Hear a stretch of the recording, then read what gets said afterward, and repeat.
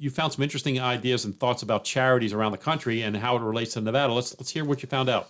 This is Las Vegas Real Estate Now with local real estate expert Harvey Blankfeld. Right. So I came across an article about who were the most and least charitable states in America. Okay. And Wyoming came in at number 1 because Right. they were number 1 in volunteering and number 7 in giving Okay. financially. Unfortunately, She's scrolling way down on her list there. That's not good. The page is moving That can't be good. down, still going down. We're trying to find Nevada. fortunately, Nevada ranks 48. 48.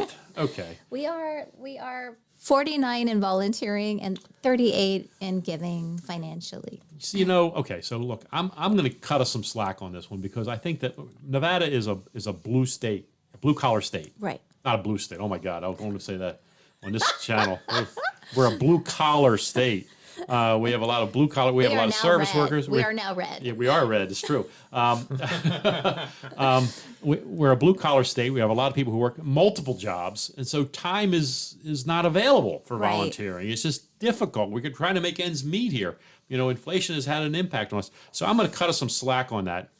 Not that it doesn't happen in other states, but I think Nevada may be particularly. And Wyoming, let's face it, Wyoming, there's like 12 people in Wyoming. So, 7 of them are volunteering. They're good, right? So New York is number 1 in giving. Is it just a wealthy state? It's a very wealthy Yeah, state. very And wealthy. white collar, well, think about it. Wall Street's there. I mean, there's a lot of money in New York. A lot of money in New York. Banks and Wall Street. Yeah. Oh, yeah. So number 1 in giving financially is New York. Number 2 is Maryland. Yeah? And Okay. number 3 is Virginia. I'm not surprised. And Maryland's a very Still, wealthy state, too. yeah. Well, think about that. Maryland, Virginia, what's in between Maryland and Virginia? Washington, Washington, D.C. D.C. Right. That's what it so is. people are commuting in. Again, a lot of white collar executives, Yeah, and, so that's what's happening there. So there's a lot of money in Maryland, and we used to go down to the Eastern Shore. We would call down the shore, hon.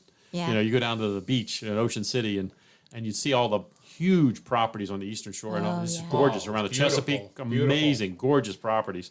I do miss that sometimes. Yeah. Not that I could afford to live down there, but I do miss that sometimes. But yes, and so I'm not surprised to hear Maryland's high on the list. Yeah, they are. Those are also highly taxed states. State income tax in New York and Maryland amongst the highest in the nation as well. So giving helps them on their tax It return. does. There you Yeah. go. There- So yeah. there's a little bit That's a of good out. incentive Yeah. Gotcha. to give a little bit more. Where here we're not burdened with that, Right. and so we're less incentivized, which is kind of a sad statement, but it's true. I mean, look, Right. there's some effect to that. Yeah. But volunteering's tough too. It is. Yeah, It's you tough. work all day and you get home. Well, especially here, different shifts. I mean, you got Right. Right. graveyard and Yeah. so hard. Yeah, hard to.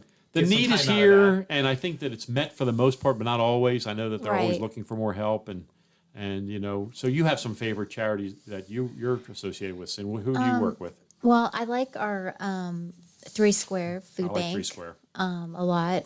They do a lot of good things. I also like canine companions. Oh, So okay. they train service dogs from puppies on and give them to handicapped, individuals, children's, adults, military folks that have been injured in Awesome. service, and they do really, really good things. We've worked with Chefs for Kids over the years, many, many, many years. We've done golf tournaments for them. We go to their annual dinner and do a lot of that. And Chefs for Kids is a great organization locally.